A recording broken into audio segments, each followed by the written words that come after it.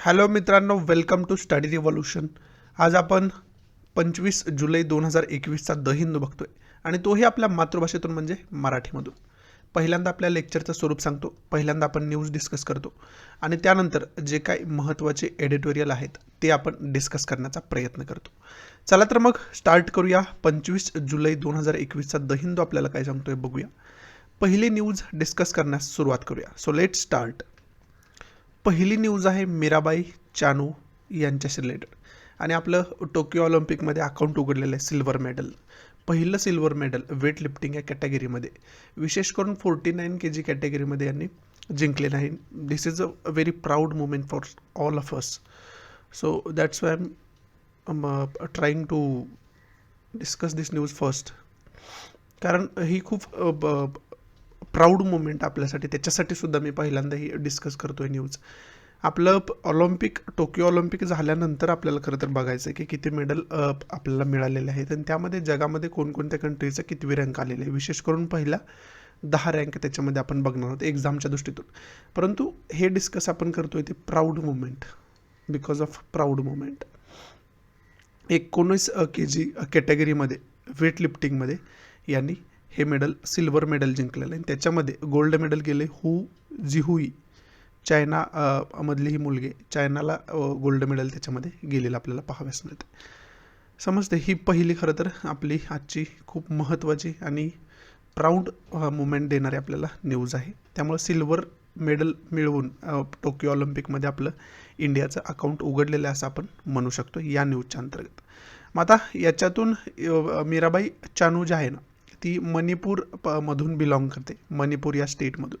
त्यामुळं पहिला की पॉईंट आपला काय तर मणिपूर चं लोकेशन व्यवस्थितरित्या आपण बघून ठेवणं गरजेचं आहे. जे प्रत्येक वेळेस जे स्टेट न्यूजमध्ये असतं ना, पहिला की पॉईंट आपण त्याचा ह्याच बघत असतो की त्याचं लोकेशन कुठं आहे, लोकेशन कशा पद्धतीने, कारण जॉग्राफीच्या दृष्टीतून पहिला की पॉईंट आपण तोच बघू शकतोय, मॅप. आणि दुसरा की पॉईंट काय तर वेट लिफ्टिंगचे बेसिक रूल्स वगैरे काय असतात आणि एकूण किती वजन त्यांच्याकडून लिफ्ट केले गेले, उचलले गेले वगैरे, ही सर्व थोडक्यात इन्फॉर्मेशन आपण दुसरा की पॉईंटमधून बघणं कुठंतरी गरजेचं आहे. मग आता आपण बघूया मणिपूरचं लोकेशन नेमकं कुठं आहे ते कशा पद्धतीनं आहे. इथं आपण सेवन सिस्टरमध्ये आपण बघू शकतोय भारताच्या ईस्टला हे मणिपूरचं लोकेशन आहे. मणिपूर हे स्टेट इथं बसलेलं आहे, एकदम पूर्वेला असणार हे स्टेट आहे, ज्याची बाँड्री इंटरनॅशनल बाँड्रीचा विचार केला तर ते म्यानमारला सुद्धा टच करताना आपल्याला पाहाव्यास मिळते. आणि स्टेटचा विचार जर केला आपण तर ते नागालँड असू द्या, आसाम आणि मिझोराम या 3 राज्यांच्या बाँड्रीला त्याची बाँड्री, मणिपूरची बाँड्री टच करते. आणि याच मणिपूरमधून येणाऱ्या मीराबाई चानू यांनी पहिलं सिल्वर मेडल आपल्याला मिळवून दिलेलं आहे. पुढची न्यूज आहे ती कॉमर्स अँड इंडस्ट्री मिनिस्ट्री जी आहे, Piyush Goyal commerce and industry minister आहेत सेंटरमध्ये आपले. त्यांनी हे स्टेटमेंट केलं की 25% आपण प्रायव्हेट सेक्टरवरती डिपेंड आहोत, परंतु 25% जे प्रायव्हेट सेक्टरनं वॅक्सिनेशन घेतलं आहे ना, ते वॅक्सिनेशनसुद्धा लोक घेताना दिसत नाही. त्यामुळे 100% तुम्ही जरी सेंटरवरती डिपेंड राहिलात तरी काही प्रॉब्लेम नाही. कारण वॅक्सिनेशन फास्ट होण्यासाठी काय केलं होतं तर 25% प्रायव्हेट जबाबदारी घेईल आणि 75% गव्हर्नमेंट जबाबदारी घेईल. परंतु याच्यामध्ये फक्त 75% नाही तर 100% जरी जबाबदारी मिळाली सेंटरला तरी तशा प्रकारची तयारी सेंटरची होती असं त्यावेळीसुद्धा जाहीर केलं होतं. आणि आत्तासुद्धा काय सांगितलं पियुष गोयल यांनी की 25% जे प्रायव्हेट सेक्टर आहे ना ते आता कुठंतरी थंड पडताना दिसत आहे. म्हणजे वॅक्सिन डोसेस तिथं आहेत, परंतु लोक पैसे देऊन घ्यायला कुठंतरी लॅगिंग करताना पाहाव्यास मिळते आपल्याला, त्यांना घेता येत नाही असं पाहाव्यास मिळते. आणि त्यामध्ये यांना स्टेटमेंटमधून असं सुद्धा इनडिरेक्टली सांगायचं की डिरेक्टली तुम्ही स्टेट म्हणजे सेंट्रल गव्हर्नमेंटवरती जरी डिपेंड राहिला किंवा स्टेट गव्हर्नमेंटवरती जरी डिपेंड राहिला तरी काही प्रॉब्लेम नाही, काही दिवसामध्ये फ्री वॅक्सिनसुद्धा तुम्हाला मिळूच शकेल असे कुठंतरी विश्वास यांनी यांच्या स्टेटमेंटमधून दिलेला आपल्याला पाहाव्यास मिळतं. आत्तासुद्धा फ्री वॅक्सिनेशन तुम्हाला मिळतं आहे, परंतु लॉग इनसाठी किंवा त्याचे जे स्लॉट अलॉट केलेले असतात जोपर्यंत तुम्ही लॉग इन करताय तोपर्यंत ते कुठंतरी संपले आपल्याला पाहाव्यास मिळतात. पण भविष्यामध्ये ते तुम्हाला जास्त कालावधीत इथं मिळेल रजिस्ट्रेशन करायला फ्री वॅक्सिनेशनमध्ये, असं कुठंतरी यांना इनडिरेक्टली सांगायचं असलेलं पाहाव्यास मिळते.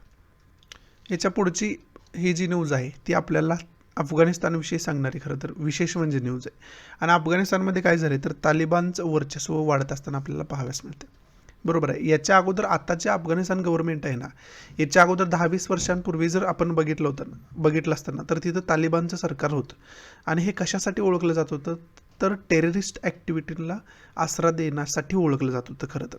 त्यामुळं तर USAनं तिथे इंटरव्हेन्शन करून जे तालिबान सरकार आहे ते खालसा केलं होतं आणि तिथं आत्ताचं जे डेमोक्रॅटिक सरकार आहे ते स्थापन केलं गेलं होतं.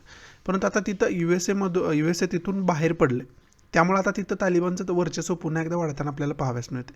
मग आपले जे काश्मीरशी रिलेटेड ऑफिशियल्स आहेत ना, त्यांनी आत्ताच हे स्टेटमेंट केलं आहे की आत्ता तुर्तास तरी तालिबानकडून काश्मीरसाठी कोणत्याही प्रकारचा धोका नाही, परंतु भविष्यात तो असू शकतो, कारण हे टेररिस्टला सपोर्ट करणाऱ्या आयडिओलॉजीचे आहेत तालिबानी.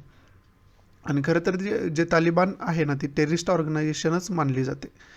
परंतु आता जे टेररिस्ट ॲक्टिव्हिटीज होत आहेत, जैश ए मोहम्मद असू द्या किंवा इतर टेररिस्ट संघटना असू द्या काश्मीरमध्ये कार्यकर्त्यांना, त्या काश्मीरमध्ये कार्य करणाऱ्या टेररिस्ट ऑर्गनायझेशनना पाकिस्तान बेस्ड शक्तींकडून सपोर्ट मिळत आहे, असं कुठंतरी या ऑफिशियल स्टेटमेंटमध्ये आपल्याला सांगितलेलं पाहाव्यास मिळते.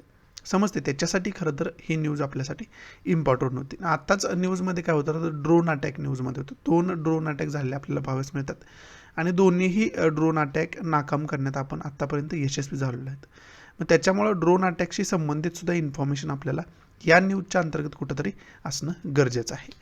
ही पुढची जी न्यूज आहे ना, त्या न्यूजमध्ये दैनिक भास्कर असू द्या किंवा इतर दैनिक भास्कर आहे आणि भारत समाचार ग्रुप आहे, या 2 ग्रुपच्या ऑफिसवरती हे वृत्तपत्राशी रिलेटेड खरं तर ग्रुप्स आहेत. या 2 ग्रुपच्या विशेष करून दैनिक भास्कर ग्रुप जो आहे त्यांच्या विविध ऑफिसेसवरती रेड पडलेले आपल्याला पाहाव्यास मिळालं.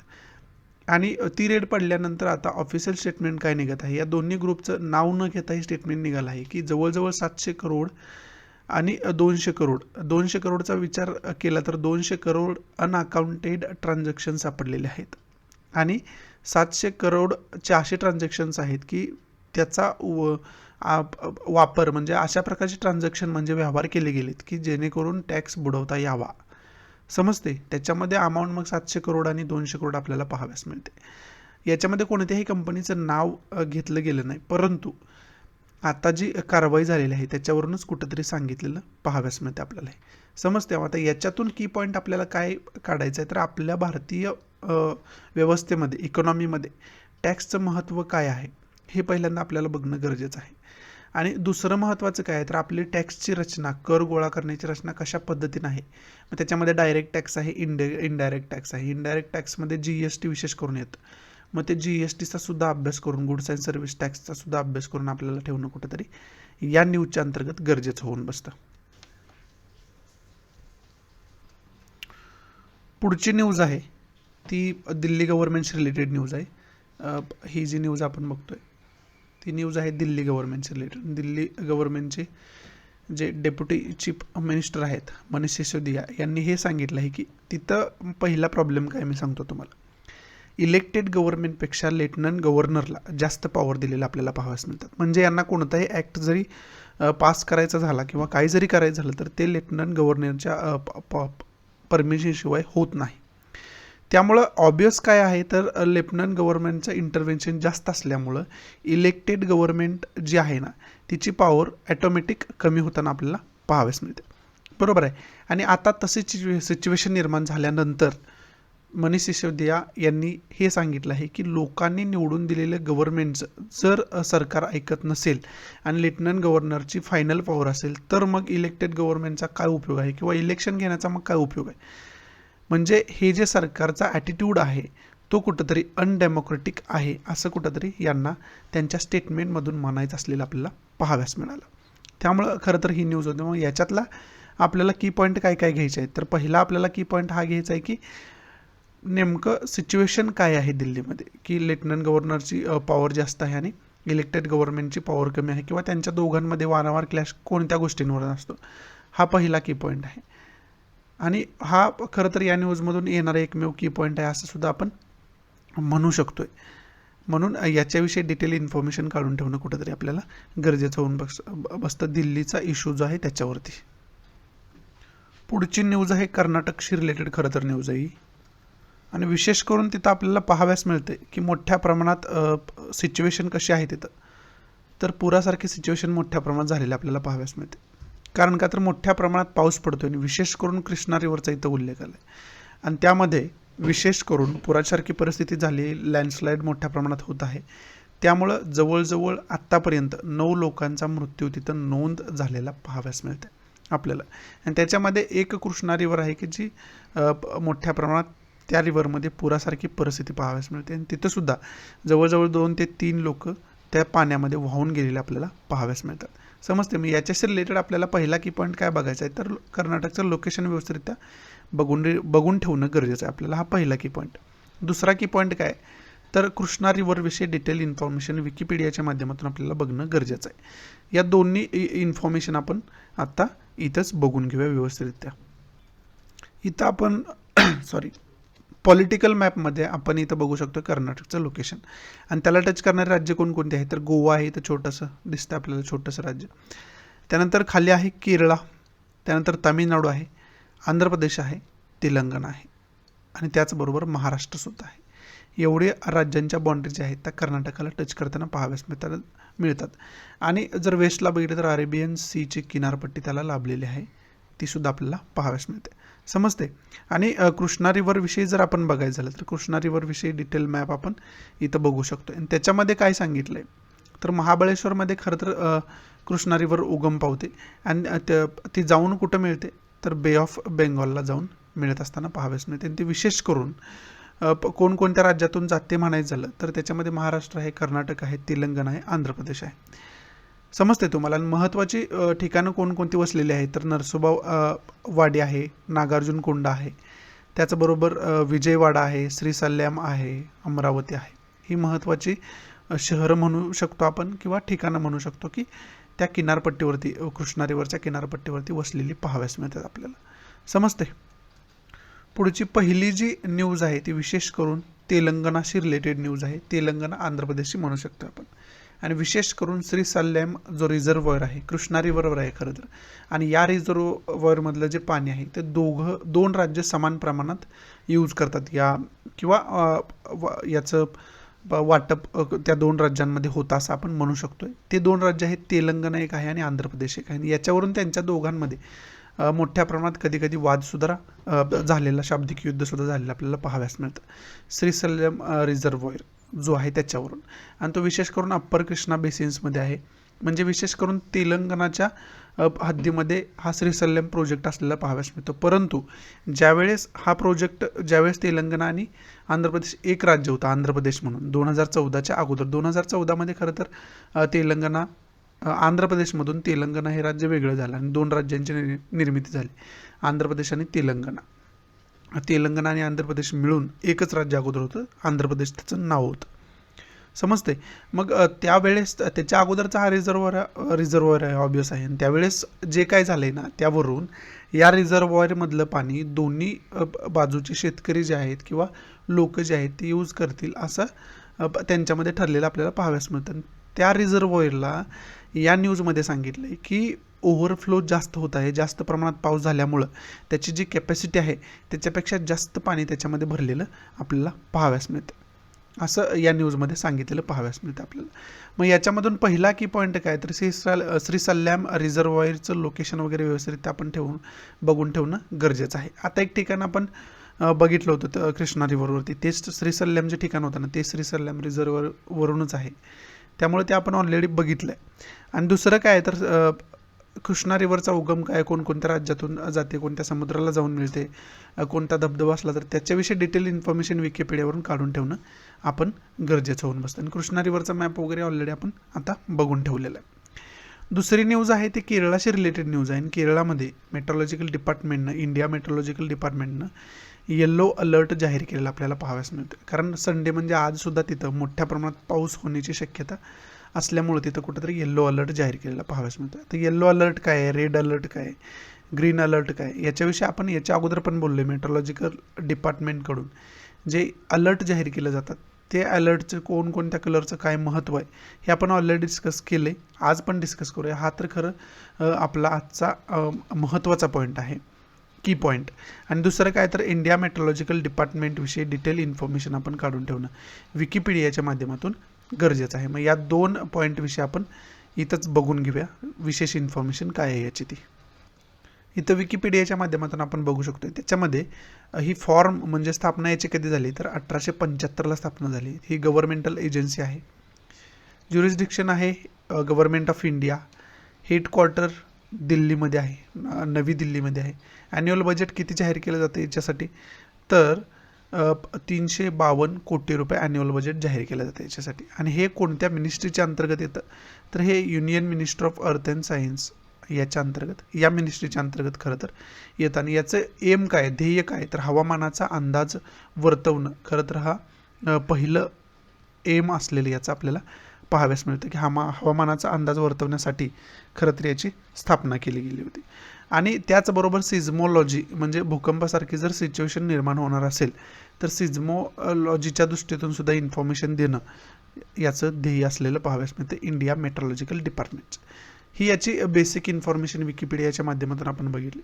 आता याच्यामार्फत जे रेड अलर्ट असू द्या, ऑरेंज अलर्ट असं, मी चुकून मग तुम्हाला काही वेळापूर्वी ग्रीन म्हटलं होतं, पण ग्रीन अलर्ट याच्यामध्ये कोणताही नाही. याच्यामध्ये 3 अलर्ट कोणकोणते आहेत त्याच्यामध्ये येलो आहे, ऑरेंज आहे आणि रेड अलर्ट आहे. हे 3 अलर्ट आहेत. ऑरेंज आहे तिथं ग्रीन नाही. मग येल्लो अलर्टचा काय मतलब आहे तर बी अवेअर म्हणजे डिझास्टरसारखी सिच्युएशन होऊ शकते त्याच्यासाठी तुम्ही सावध असलं पाहिजे, सावध राहा हे सांगण्यासाठी येल्लो अलर्ट जाहीर केला जातो. त्याच्यासाठी प्रिव्हेंटिव्ह ॲक्शन घेण्यासाठी किंवा do not pose and immediate threat म्हणजे इमिजिएट थ्रेट नसतो, लगेच धोका त्याचा नसतो, परंतु भविष्यामध्ये धोका होण्याची थोड्याफार प्रमाणात शक्यता असते. त्यामुळे सावधगिरी बाळगण्यासाठी येल्लो अलर्ट जाहीर केला जातो. आणि त्याचबरोबर पुढं काय दिलं आहे तर ऑरेंज अलर्ट दिलं आहे. बी प्रिपेअर्ड म्हणजे डिझास्टर येणं फिक्सच आहे, त्याच्यासाठी तुम्ही प्रिपेअर राहा.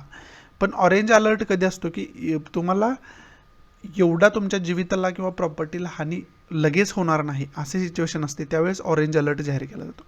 परंतु डिझास्टर येणं हे फिक्स असतं, त्याची इंटेन्सिटी कमी असू शकते, त्यावेळेस आपल्याला ऑरेंज अलर्ट जाहीर केला जातो. कशासाठी तर बी प्रिपेअर्ड म्हणजे तयार राहा, सावध राहा नाही. सावध राहासाठी काय आहे येल्लो अलर्ट आहे.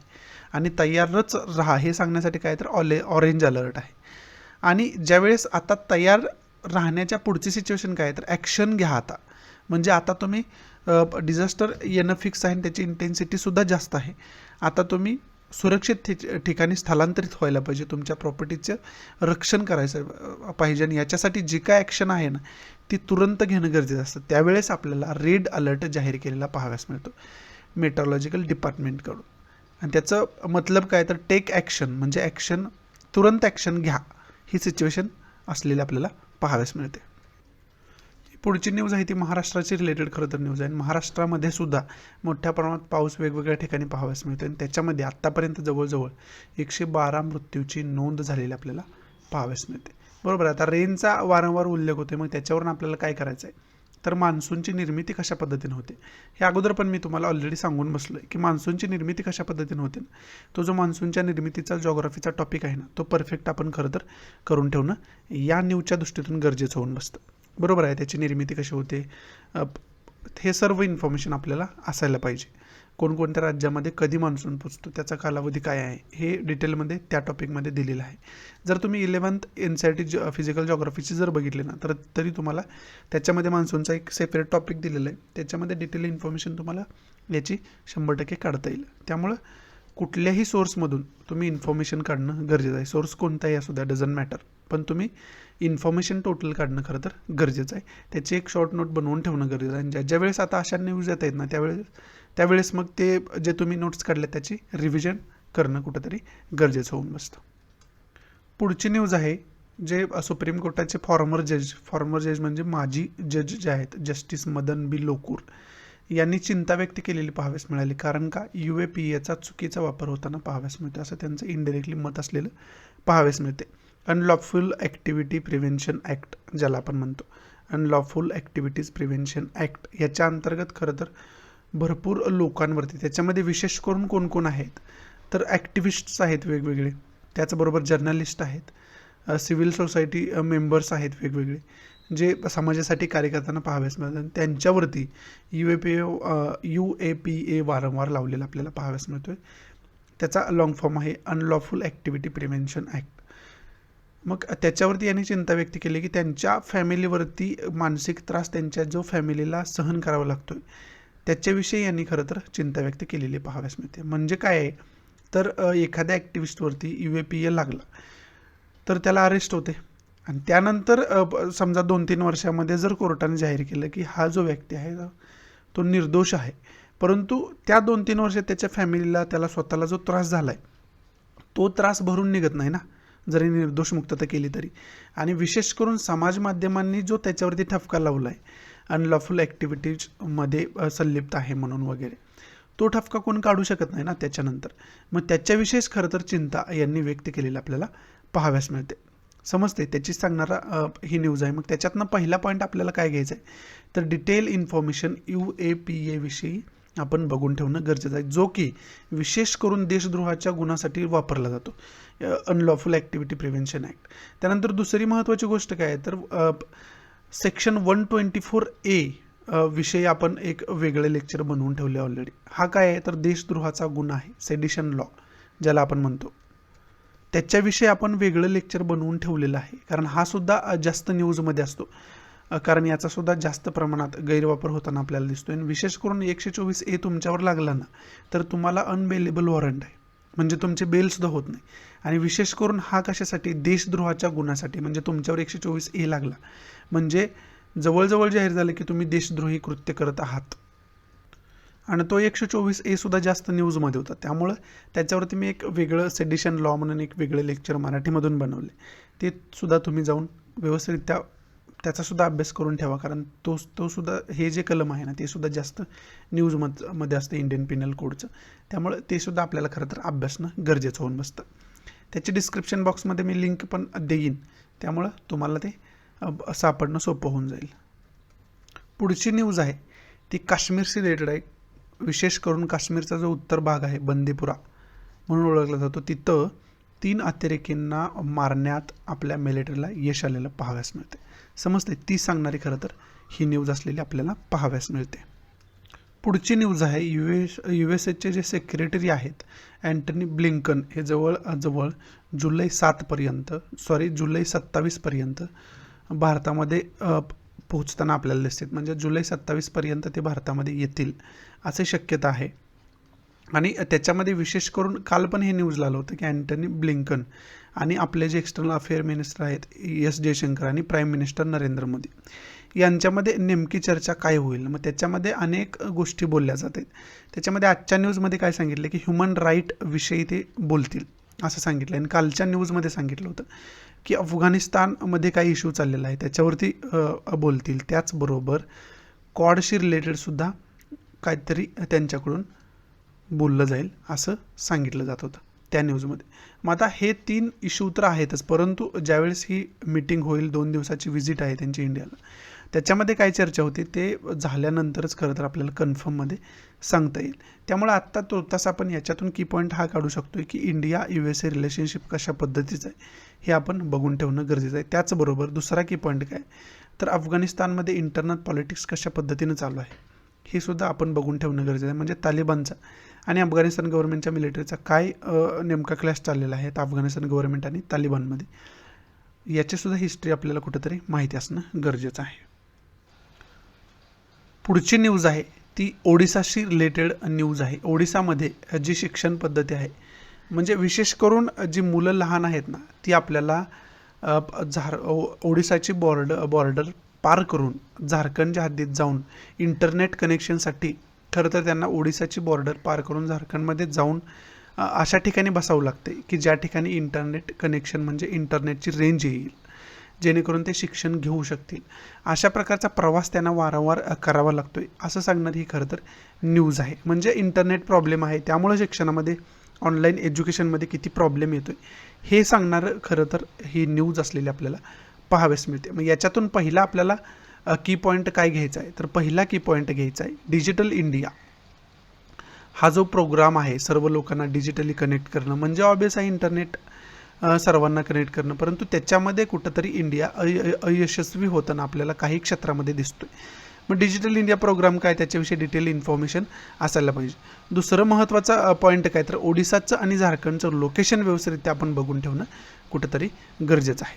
समजते तुम्हाला? हे 2 की पॉईंट तर आपण घेऊ शकतो. तिसरा जर की पॉईंट घ्यायचा झाला ना, तर तिसरा की पॉईंट आपण काय घेऊ शकतो, तर तिसरा की पॉईंट हा आहे की आपली शिक्षण व्यवस्था कशा पद्धतीची आहे, त्याची रचना काय आहे, त्याच्यावर आपण ऑलरेडी बोललेलो आहे त्याच्यावरती सुद्धा. हे 3 की पॉईंट या न्यूजच्या माध्यमातून आपण घेऊ शकतो चांगल्या पद्धतीनं. समजते ना? याच्याविषयी डिटेल इन्फॉर्मेशन आपण काढून ठेवणं गरजेचं होऊन बसतं या न्यूजच्या अंतर्गत. मग आता आपण झारखंडचं आणि ओडिसाचं लोकेशन आपण बघून घेऊया कशा पद्धतीचं आहे ते. हा आपण इंडियाचा पॉलिटिकल मॅप बघू शकतो इकडं, आणि ओडिसा हे इथं आहे आणि इथून या दिशेला त्या स्टुडंटला जाऊ लागते झारखंडमध्ये. इथं कुठंतरी बाँड्री आपल्याला पाहाव्यास मिळते आणि या बाँड्री लाईनवरती ही बाँड्री लाईन ते रोज इंटरनेट कनेक्शनसाठी क्रॉस करताना आपल्याला पाहाव्यास मिळते. ऑब्वियस आहे या बाँड्री जवळच कुठंतरी त्यांचं गाव असेल आणि इथं त्यांना फॉरेस्ट एरियामुळं ती बाँड्री टच लाईन क्रॉस करावी लागते. हे ऑब्वियस आहे, परंतु ही खूप मोठी गोष्ट आहे की त्यांना इंटरनेट कनेक्शन त्यांच्यापर्यंत पोहोचू शकत नाही. म्हणजे कुठंतरी आधुनिक भारताचा भाग ते नाहीत असं सिच्युएशन कुठंतरी निर्माण झालेली पाहाव्यास मिळते. ओडिसाचा विचार केला तर त्याला टच करणाऱ्या बाँड्री कोणकोणत्या आहेत, कोणकोणत्या राज्याच्या आहेत, तर त्याच्यामध्ये आंध्र प्रदेश आहे, छत्तीसगड आहे, झारखंड आहे, वेस्ट बेंगॉल आहे. या 4 राज्यांच्या बाँड्रीज त्याला टच करताना आपल्याला पाहाव्यास मिळतात. आणि जर झारखंडचा विचार केला तर इथं झारखंड आहे, झारखंडचा विचार केला तर त्याला वेस्ट बेंगॉलची बाँड्री टच करते, ओडिसाची करते, छत्तीसगडची करते, उत्तराखंडची आहे आणि बिहारची आहे. या राज्यांच्या बाँड्रीज त्याला टच करताना आपल्याला पाहाव्यास मिळतात. समजते? हा मॅप खरं तर आपल्याला माहिती असणं गरजेचं होतं, म्हणून तुम्हाला मी मॅप दाखवण्याचा प्रयत्न केला. त्याचबरोबर आपले शिक्षण व्यवस्था कशा पद्धतीने हायरार्की म्हणजे रचना शिक्षण व्यवस्थेची थोडक्यात आपण बघू.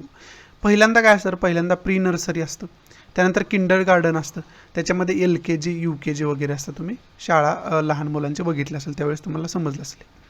आणि त्याच्या पुढचं एज्युकेशन जर बघितलं तर प्रायमरी एज्युकेशन जे आहे त्याला प्राथमिक शिक्षण आपण म्हणतो. ते पहिलं 5 वर्षांचं असतं, म्हणजे 5वीपर्यंत मुलगा जातो ना, तो 5वीपर्यंत जेव्हापर्यंत असतो ना तेव्हापर्यंत तो प्रायमरी एज्युकेशन घेतो आहे आपण असं म्हणू शकतो, म्हणजे प्राथमिक शिक्षण तो घेतो आहे असं म्हणू शकतो.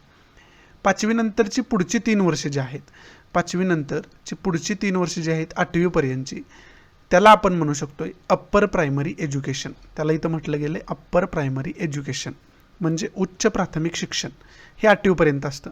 आणि त्यानंतर 8वी नंतरची 2 वर्षे जी आहेत ती आहेत 10वीपर्यंतची, बरोबर आहे. आणि त्याला आपण काय म्हणू शकतोय, तर त्याला आपण म्हणू शकतो हायस्कूल.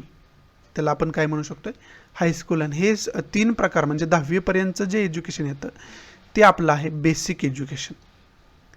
आणि त्यानंतर बेसिक एज्युकेशनच्या पुढे हायर एज्युकेशन आहे पुढची 2 वर्ष, 10वी नंतरची पुढची 2 वर्ष म्हणजे 12वीपर्यंत. त्याला आपण हायर सेकंडरी म्हणू शकतो.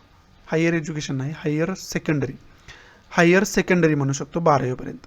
आणि तिथून पुढं सुरू होतं कॉलेज एज्युकेशन. कॉलेजचे शिक्षण त्याला आपण महाविद्यालयीन शिक्षण म्हणू शकतो. 12वी नंतरची पुढची 3 वर्ष म्हणजे ग्रॅज्युएशनपर्यंत त्याला आपण म्हणू शकतो कॉलेज शिक्षण, महाविद्यालयीन शिक्षण.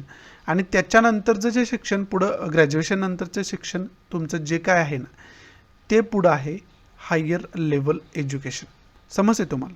हायर लेवल एज्युकेशन ही आपली आहे शिक्षण व्यवस्थेची रचना. अशा पद्धतीनं शिक्षण व्यवस्थेची रचना आपली केली गेली आणि हे कुठंतरी तुम्हाला माहिती असणं गरजेचं आहे. त्याच्यासाठीच मी याच्या अगोदर पण सांगितलं तुम्हाला याच मॅप दाखवून, आणि आता पण हाच मॅप दाखवून तुम्हाला ते समजावण्याचा प्रयत्न केला आहे, जेणेकरून तुम्हाला परफेक्टरित्या हे समजून घेता यावं. पुढची न्यूज आहे जे राज्य हेल्थ मिनिस्ट्री ज्यांच्याकडे आहे त्या भारती पवार यांनी हे सांगितले की सेंट्रल गव्हर्नमेंटकडे कोणत्याही प्रकारचे 2 चाइल्ड पॉलिसीशी रिलेटेड कोणतंही प्रपोजल आलेलं नाही. हे कशावरती त्यांनी बोलले तर उत्तर प्रदेशमध्ये पॉप्युलेशन कंट्रोल बिल आले, बरोबर आहे. आणि त्याच्यामध्ये 2 चाइल्ड पॉलिसी ची तरतूद केली गेली आणि त्याच्यावरून मोठ्या प्रमाणात गदारोळसुद्धा झाला होता, त्याच्यावर आर्टिकलसुद्धा आलं होतं. त्याच्याविषयीच एक्सप्लेनेशन देत असताना यांनी सांगितलं की कोणत्याही प्रकारचं अशा प्रकारचं प्रपोजल आलेलं नाही. त्यामुळे याच्यातून आपल्याला पहिला पॉईंट काय घ्यायचा, की पॉईंट, तर टू चाइल्ड पॉलिसी जी असते ती कशा पद्धतीची आहे. याच्या अगोदर चायनामध्ये टू चाइल्ड पॉलिसीचा अवलंब केला गेला होता. मग त्याच्याविषयी डिटेल इन्फॉर्मेशन आपल्याला असायला पाहिजे. हा पहिला की पॉईंट. दुसरा की पॉईंट काय, तर पॉप्युलेशन कंट्रोल बिल जी उत्तर प्रदेशमध्ये आणलं जाते ना, त्याच्यामधल्या तरतुदी कोणकोणत्या आहेत, त्या महत्त्वाच्या तरतुदी आपल्याला माहिती असणं गरजेचं आहे याच्या अंतर्गत. हे 2 की पॉईंट या न्यूजमधून आपण घेऊ शकतो.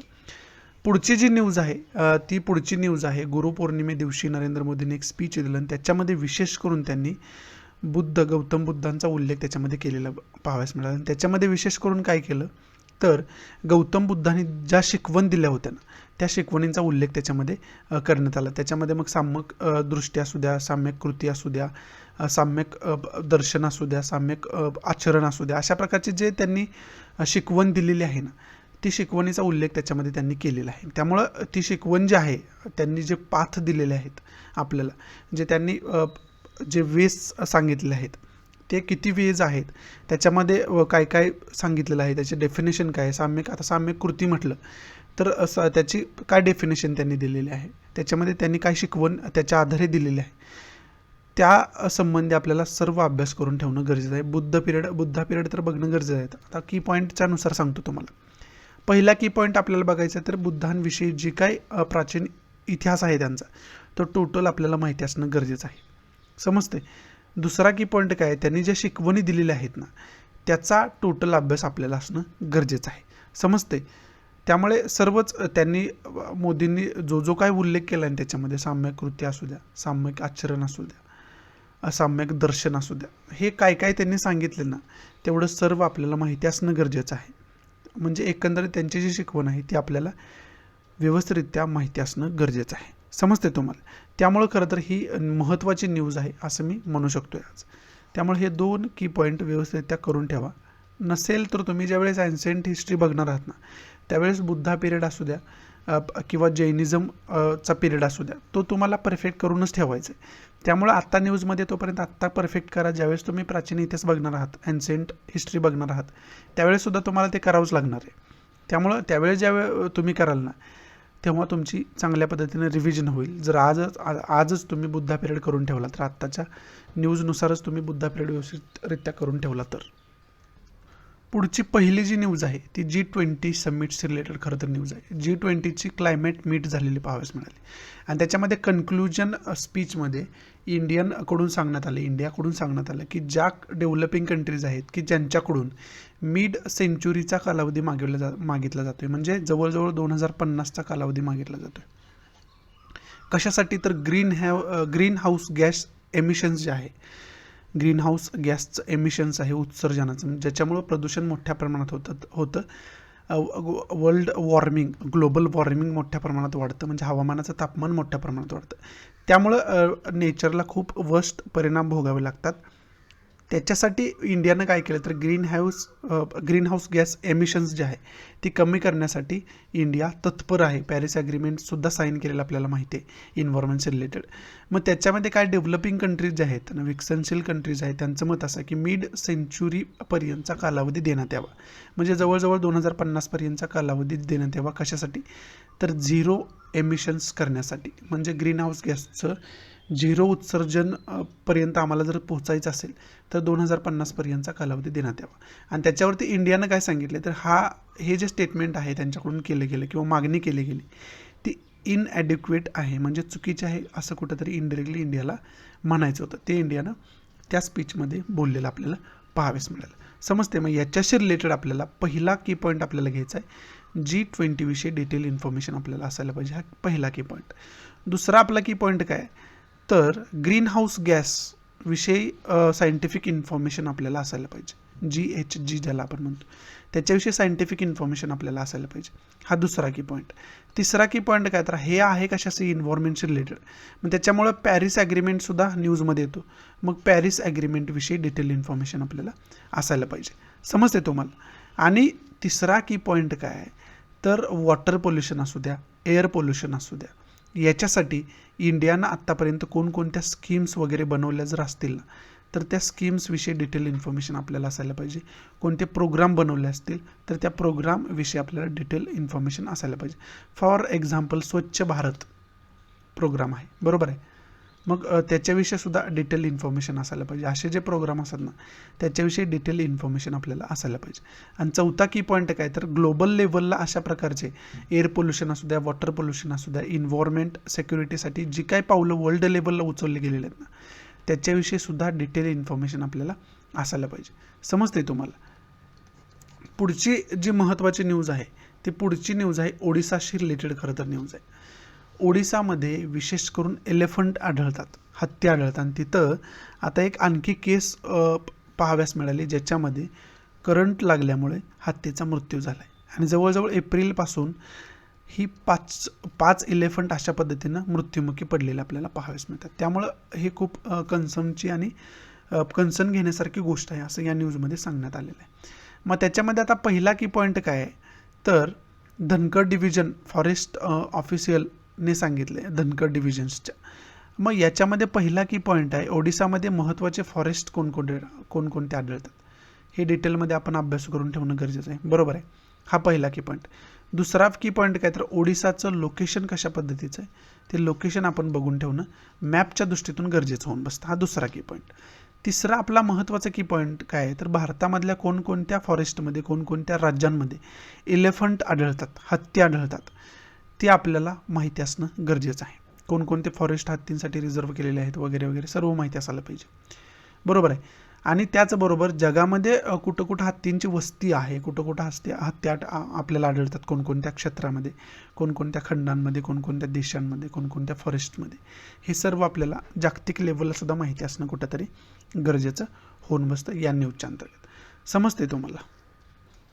पुढची जी न्यूज आहे ती अफगाणिस्तानशी रिलेटेड न्यूज असलेली पाहाव्यास मिळते आपल्याला. आणि या पिक्चरमध्ये तुम्ही बघू शकता की तालिबान सपोर्टर जे आहेत ते रॅलीमध्ये चाललेले आपल्याला पाहाव्यास मिळतात. मग आता याच्यावरती अफगाणिस्तान गव्हर्नमेंट असू द्या किंवा बायडन गव्हर्नमेंट USA जे आहे ते असू द्या ते तालिबानवरती प्रश्न उठवताना आपल्याला पाहाव्यास मिळते. आणि USA आता तिथून बाहेर गेला आहे तरीसुद्धा अफगाणिस्तानला USA सपोर्ट देत असताना पाहाव्यास मिळते. आणि त्याच्यामध्येच मग जे अफगाणिस्तान रेफ्युजीज आहेत त्यांच्यासाठी जवळजवळ $100 मिलियन डॉलरची तरतूद USAनं केलेली आपल्याला पाहाव्यास मिळते. सपोर्ट USAनं दिलेला तशा पद्धतीनं आपल्याला पाहाव्यास मिळते, बरोबर आहे. आणि त्याचबरोबर अफगाणिस्तानमध्ये आता बऱ्याच ठिकाणी नाईट कर्फ्यूज लावलेला पाहाव्यास मिळतो. रात्रीची संचारबंदी असते त्याला नाईट कर्फ्यूज आपण म्हणू शकतो. तो नाईट कर्फ्यू तिथं लावलेला आपल्याला पाहाव्यास मिळते. आणि मोठ्या प्रमाणात अफगाणिस्तानमध्ये क्लॅश तालिबान आणि अफगाणिस्तान गव्हर्नमेंटमध्ये चालू आहे. त्याच्यामुळे त्याच्याशी रिलेटेड जी काय डिटेल इन्फॉर्मेशन आहे ना ते डिटेल इन्फॉर्मेशन आपल्याला असायला पाहिजे. नेमकं तालिबान आणि अफगाणिस्तान गव्हर्नमेंट यांच्यामध्ये नेमकं तिथं काय चाललं हे आपल्याला माहिती असणं गरजेचं आहे. समजते तुम्हाला. त्याच्यासाठी खरं तर ही न्यूज महत्त्वाची होती. मग याच्यातून की पॉईंट पहिला काय घ्यायचा आहे तर अफगाणिस्तान इंडिया रिलेशनशिप बघून ठेवायचं आहे. हा पहिला की पॉईंट, बरोबर आहे. त्याचबरोबर दुसरा की पॉईंट काय तर USA इंडिया रिलेशनशिप बघून ठेवायचं आपल्याला, बरोबर आहे. हे दोन की पॉईंट या न्यूजच्या अंतर्गत आपण चांगल्या पद्धतीने करून ठेवणं गरजेचं होऊन बसतं, बरोबर आहे. दुसरा की पॉईंट काय तर अफगाणिस्तानचं लोकेशन कशा पद्धतीचं आहे हे आपण बऱ्याच वेळा बघितलं आहे. त्यामुळं अफगाणिस्तानचं लोकेशन व्यवस्थित आपण बघून ठेवणं गरजेचं आहे. शेजारील कंट्रीज वगैरे कोणकोणते आहेत ते आपण डिटेलमध्ये बघून ठेवणं गरजेचं आहे. पुढची न्यूज आहे ती जॉग्राफीच्या दृष्टीतून खूप महत्त्वाची न्यूज आहे. आणि आपल्या सोलर सिस्टमच्या बाहेरील विशेष करून PDS 70 नावाचा स्टार आहे. आणि बाहेरील जी काय सिस्टम आहे ना ती खरं तर सायंटिस्टनी बघण्याचा प्रयत्न केला. आणि तिथं आपल्याला असं पाहाव्यास मिळालं पहिल्यांदा सायंटिस्टला की चंद्राची निर्मिती होत असताना काही चंद्रांची निर्मिती होत असताना आपल्याला पाहाव्यास मिळते. आणि त्याच्यासाठी काही गॅस एकत्र येऊन तिथं चंद्रनिर्मितीसारखी सिच्युएशन निर्माण झालेली पाहाव्यास मिळाली असं सायंटिस्टकडून जे स्पेस रिसर्चर असतात त्यांच्याकडून सांगण्यात आलेलं आपल्याला या न्यूजच्या अंतर्गत पाहाव्यास मिळते. मग आता विशेष करून याच्यामध्ये जो PDS 70 जो स्टार आहे ना तो अर्थपासून म्हणजे आपल्यापासून पृथ्वीपासून जवळजवळ 370 लाईट इयर्स आहे. 370 लाईट इयर्स एवढी त्याची डिस्टन्स आहे अर्थपासून. आता लाईट इयर्स म्हणजे तुम्हाला माहिती पाहिजे, लाईट इयर्स म्हणजे एका वर्षामध्ये लाईट जेवढं अंतर कापू शकते ना, त्या अंतराला आपण एक लाईट इयर म्हणतो. समजते तुम्हाला? एक प्रकाश वर्ष. लाईट म्हणजे प्रकाश. प्रकाश एका वर्षामध्ये जेवढं अंतर कापू शकतो ते अंतर जे आहे ना, ते अंतर आहे एक प्रकाश वर्ष. समजते तुम्हाला? आणि ते जवळजवळ आहे 9.5 ट्रिलियन किलोमीटर. 9.5 trillion kilometre. समजते तुम्हाला? हे सांगणारी ही खरं तर न्यूज आहे. मग याच्यामध्ये आपल्याला पहिला की पॉईंट काय बघायचा आहे, तर ग्रहनिर्मितीचा टॉपिक जो आहे आपला, तो परफेक्ट आपण करून ठेवणं गरजेचं आहे, ज्याला आपण प्लॅनेट फॉर्मेशन म्हणतो इंग्लिशमध्ये. हा पहिला की पॉईंट आहे. दुसरा काय की पॉईंट काय, तर स्टार फॉर्मेशन करून ठेवणं गरजेचं आहे. डिटेलमध्ये स्टार फॉर्मेशन, स्टारची निर्मिती, ताऱ्यांची निर्मिती कशा पद्धतीने होते हे सुद्धा दिलेलं आहे, ते परफेक्ट करून ठेवणं गरजेचं आहे. आणि त्याचबरोबर मग ऑब्वियस आहे चंद्राची निर्मिती कशी होते, कशी झाली असेल याच्याची काही रिसर्चर्स जे आहे त्यांचा अंदाज कशा पद्धतीने, ते डिटेलमध्ये आपण करून ठेवणं या न्यूजच्या अंतर्गत गरजेचं होऊन बसतं. समजते तुम्हाला? आपल्याला याच्यातून बघायचं अर्थ फॉर्मेशन असू द्या किंवा ग्रह निर्मिती कशी होते, प्लॅनेट फॉर्मेशन कशा असतं ते बघून ठेवणं गरजेचं आहे, स्टार फॉर्मेशन बघून ठेवणं गरजेचं आहे, त्याचबरोबर मून फॉर्मेशन कशा पद्धतीनं असतं ते बघून ठेवणं गरजेचं आहे. तिसरा महत्त्वाचा काय पॉईंट आहे, तर सोलर सिस्टम आपली कशा पद्धतीची आहे, त्याची रचना कशा पद्धतीची आहे, सूर्यापासून ग्रहचा जो सिक्वेन्स आहे तो सिक्वेन्स डिटेलमध्ये आपण करून ठेवणं कुठंतरी गरजेचं होऊन बसतं.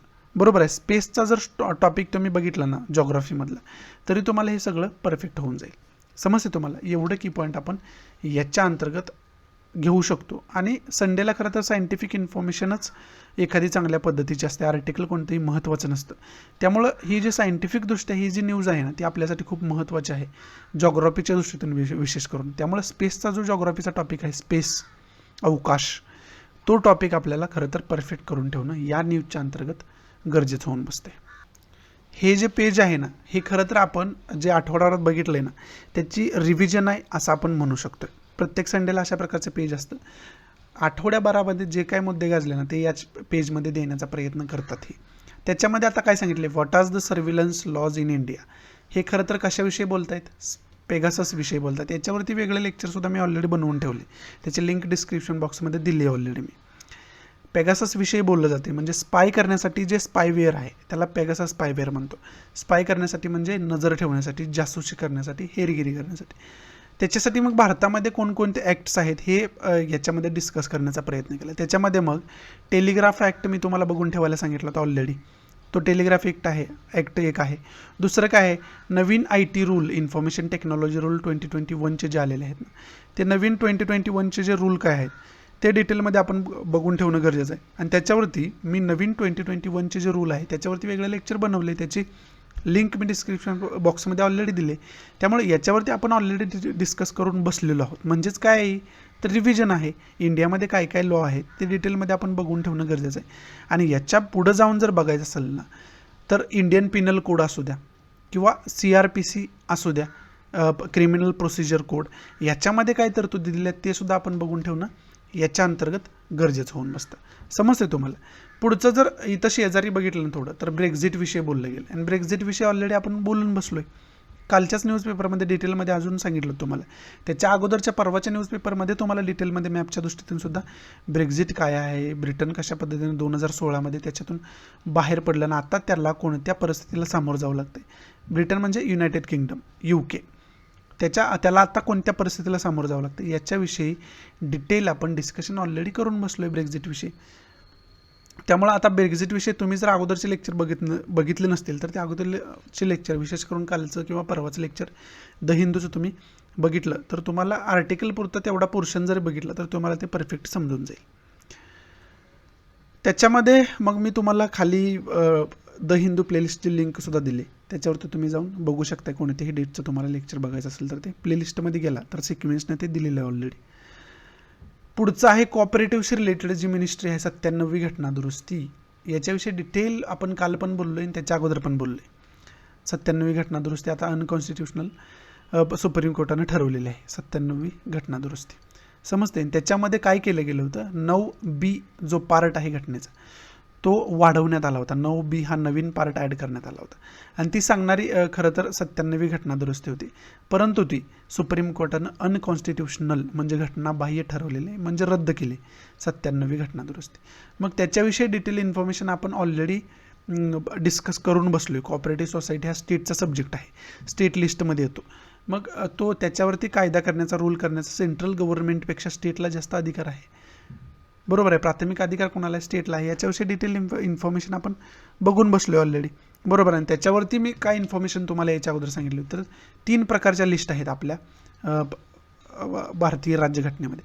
त्याच्यामध्ये स्टेट लिस्ट आहे, त्याचबरोबर युनियन लिस्ट आहे आणि कन्करंट लिस्ट आहे. स्टेट लिस्ट म्हणजे राज्यसूची, युनियन लिस्टमध्ये म्हणजे सेंट्रल जी केंद्रीय सूची असते त्याला आपण युनियन लिस्ट म्हणतो. बरोबर आहे. आणि कन्करंट लिस्ट म्हणजे समवर्ती सूची, त्याला आपण कन्करंट लिस्ट म्हणतो. आणि समवर्ती सूचीमध्ये जे सब्जेक्ट असतात त्या सब्जेक्टवरती रूल करण्याचा किंवा कायदा करण्याचा दोघांना अधिकार असतो, युनियन गव्हर्नमेंटला पण आणि स्टेट गव्हर्नमेंटला पण. बरोबर आहे.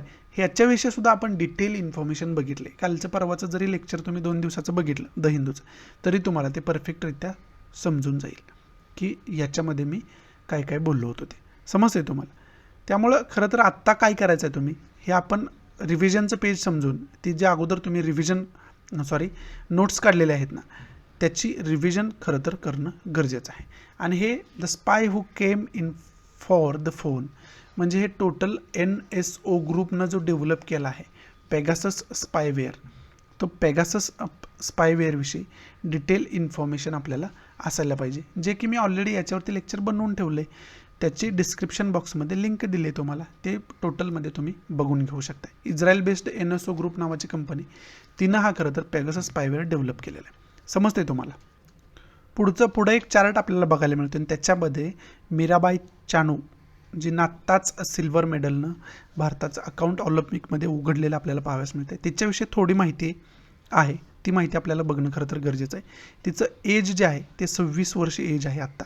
ती खरं तर मणिपूर स्टेटमधून बिलॉंग करते. फॅमिलीमध्ये आहे फादर, मदर, 2 भाऊ आहेत तिला आणि 3 सिस्टर्स असलेले पाहाव्यास मिळतात. अवॉर्ड तिला याच्या अगोदर कोणकोणते मिळालेत? राजीव गांधी खेलरत्न मिळालं आहे आणि पद्मश्रीसुद्धा मिळालेलं आहे. तिच्या अचिव्हमेंट काय काय आहे? तर गोल्ड मेडल तिला मिळालं आहे वुमन्स 48 kg मधून वर्ल्ड चॅम्पियनशिप हे USA झाले होते. त्याच्यामध्ये 2017 तिला कॉमनवेल्थमध्ये ते गोल्ड मेडल मिळालेलं पाहाव्यास मिळते. त्याच्यामध्ये 48 कॉमनवेल्थ गेम्स 2018 असू द्या, त्याच्यामध्ये सुद्धा गोल्ड कॉस्ट तिला मिळालेलं पाहाव्यास मिळालं होतं आपल्याला. त्याच्यामध्ये सिल्वर मेडलचा विचार केला आहे, तो आत्ता मिळाला आहे. 49 kg ग्रुपमधून ती खेळत होती टोकियो ऑलिम्पिकमध्ये. आत्ताचं जे मिळालं आहे त्याच्याविषयी बोललं जाते. समजतं तुम्हाला. आणि त्याच्याबरोबर कॉमनवेल्थ गेम ज्या ग्लासगोजमध्ये झाल्या 2014 तिथंसुद्धा तिला सिल्वर मिळालेलं आपल्याला पाहाव्यास मिळालं होतं. आणि त्यानंतर ब्रॉन्झचा विचार केला तर ब्रॉन्झ मेडल तिला एशियन चॅम्पियनशिपमध्ये ताश्कंदमध्ये 2021 झालेलं जे एशियन चॅम्पियनशिप होते त्याच्यामध्ये तिला ब्रॉन्झ मेडल मिळालं होतं. आणि मीराबाई चानू जी आहे ना, ती सेकंड वुमन बनलेली आहे मेडल घेणारी. कोणानंतर? तर कर्णाम मल्लेश्वरी यांच्यानंतर. त्यांना ब्रॉन्झ मेडल मिळालं होतं सिडनीमध्ये जे ऑलिम्पिक 2000 झालं होतं. तिथं कर्णाम मल्लेश्वरी जे आहेत त्यांना ब्रॉन्झ मेडल मिळालं होतं. त्या क्षेत्रामध्ये आता सेम क्षेत्रामध्ये त्यांना मीराबाई चानू आहे हिला सिल्वर मेडल मिळालेलं आपल्याला पाहाव्यास मिळतं. समजते तुम्हाला. आणि त्यानंतर मग सिल्वर मेडल मिळवणारी ही सेकंड महिला झालेली आहे जी मीराबाई चानू आहे. कुणानंतर? तर PV सिंधूनंतर. PV सिंधूला ऑलिम्पिकमध्ये सिल्वर याच्या अगोदर मिळालं होतं. आणि त्यानंतर ही जी आहे मीराबाई चानू ती दुसरी झालेली आहे सिल्वर मेडल ऑलिम्पिकमध्ये मिळवणारी. फर्स्ट कोच विषय सांगितलं इथं अनिता चानू या फर्स्ट कोच होत्या तिच्या, त्यांनी ट्रेन केलं तिला असं याच्यामध्ये सांगितलेलं आहे. समजते. एवढी बेसिक इन्फॉर्मेशन आपल्याला असायला पाहिजे. आणि खरंच ही खूप आपल्यासाठी प्राऊड मुवमेंट आहे की आपल्याला सिल्वर पहिल्यांदा एका मुलीनं विशेष करून मिळवून दिले. आणि याच्यामधून मग आपण फक्त वुमन एम्पॉवरमेंटविषयी बोलत नाही तर सत्यात वुमन किती एम्पॉवर आहेत आणि किती सक्षम आहेत हे सुद्धा या न्यूजमधून आपण म्हणू शकतो. त्यामुळं अशा हे जे प्रकार आहेत ना, हे जे मोटिवेशन आहे ना, हे जे प्राऊड मुवमेंट आहे ना, याच्यातून कुठंतरी समाजाची मनस्थिती जी स्त्रियांकडे बघण्याची असू द्या किंवा स्त्रियांना इक्वॅलिटी न देण्याची जी मनस्थिती आहे ना, ती गलिच्छ मनस्थिती अशा प्रकारच्या प्राऊड मुवमेंटमधून कुठंतरी कमी व्हायला मदत होते.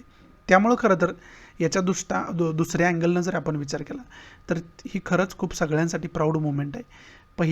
पहिलं कारण त्याच्यासाठी काय तर आपल्याला ऑलिम्पिकचं सिल्वर मेडल मिळवून देणारी ही मुलगी आहे. That is not a joke. आणि दुसरा की पॉईंट काय तर ह्युमन इम्पॉवरमेंटच्या आपण फक्त बाता करत नाही, तर ह्युमन इम्पॉवरमेंट आपल्याला ग्राउंडवरती दिसत आहे. ते सुद्धा आपल्याला या इन्सिडेंटमधून पाहाव्यास मिळते. समजते तुम्हाला? त्यामुळं दोन गोष्टींसाठी खरं तर आपल्याला प्रेरणा देणारी आणि मोटिवेट करणारी ही गोष्ट आहे. फक्त आपल्यालाच नाही तर पूर्ण आपल्या भारत देशाला आणि जगातल्या प्रत्येक मुलीला आणि मुलाला.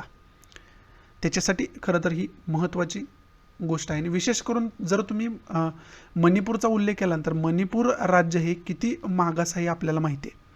तिथं काय काय ठिकाणं अशी आहेत की आपण बसने सुद्धा तिथं पोहोचू शकत नाही. पहाडी इलाका टोटल आहे आणि तशा प्रकारच्या क्षेत्रातून एक मुलगी येते आणि भारतासाठी सिल्वर देऊन जाते. This is a very proud movement. That's why also. आणि याच्या अगोदर जर आपण मेरी कॉमविषयी बोललो ना, तर मेरी कॉमसुद्धा अशाच प्रकारच्या क्षेत्रातून येते. सेवन सिस्टर मणिपूर मिझोरामचाच कोणतं तरी राज्य आहे मेरी कॉमचं सुद्धा. आणि तीसुद्धा तिथून येते आणि ऑलिम्पिकमध्ये आपलं नाव करते. फक्त आपलंच नाही तर भारत देशाचं नाव करते जगामध्ये पूर्ण. समजते? त्यामुळं ह्यांचे जे चॅलेंजेस आहेत जे यांनी फेस केले आणि इथपर्यंत पोचले ते खूपच प्राऊड मोमेंट देणारे आहेत, खूपच मोटिवेट आपल्याला करणारे आहेत. त्यामुळे आपण याच्यामधून खूप काही शिकू शकतो आहे आणि प्राऊड फील आपण करू शकतो आणि मोटिवेशन घेऊ शकतो याच्यातून खूप काही मोठं. त्यामुळं खरं तर ही न्यूज मी कव्हर करण्याचा आजचा न्यूजपेपरच मी या न्यूजनं सुरुवात केली, कारण ही माझ्यासाठी तरी एक भारतीय म्हणून खूप प्राऊड मोमेंट आहे. त्यामुळं तुम्हाला किती मोटिवेशन मिळते that's depend on you and your thoughts. So that's it. मला एवढंच मी याच्याविषयी बोलू शकते विशेष करून. सो या नोटवरती सुरुवात आपला द हिंदू मीराबाई चानू यांच्यापासून सुरू झाला होता. द हिंदूचा आणि डिस्कशन समाप्त पण होते मीराबाई चानू यांच्यापासूनच. आणि असेच आणखी भरपूर मेडल आपल्याला मिळावत अशीच आपण आशा बाळगूयात. आणि यांच्या पाठीशी आपण जर कोणाला तुम्ही मानत असाल तर त्यांच्याकडे प्रेयर करा तुम्ही की आणखी जास्तीत जास्त मेडल भारताच्या नावे ऑलिम्पिकमध्ये व्हायला पाहिजेत. एवढंच सांगतो आणि आजचा द हिंदू इथं समाप्त करतो. आशा आहे की मी तुम्हाला चांगल्या पद्धतीनं आजचा द हिंदू समजावून सांगू शकलो असेल आपल्या मातृभाषेतून म्हणजे मराठीमधून. जर आवडत असेल तर प्लीज लाईक करा, नसेल तर डिसलाईक करा. आणि डिसलाईक का केलं हे कमेंट बॉक्समध्ये नक्की सांगा, जेणेकरून तुमच्या इन्स्ट्रक्शननुसार मी त्याच्यामध्ये इम्प्रूव्हमेंट करू शकेन. आणि प्लीज जास्तीत जास्त मराठी विद्यार्थ्यांनी शेअर करा, जेणेकरून सर्व मराठी विद्यार्थ्यांना याचा फायदा होऊ शकेल. भेटूयात आपण उद्याच्या नवीन लेक्चरमध्ये. या नोटवरती मी तुमच्या आजच्यापुरती रजा घेतो आणि थांबतो इथं मी. Take care. Good bye. जय हिंद.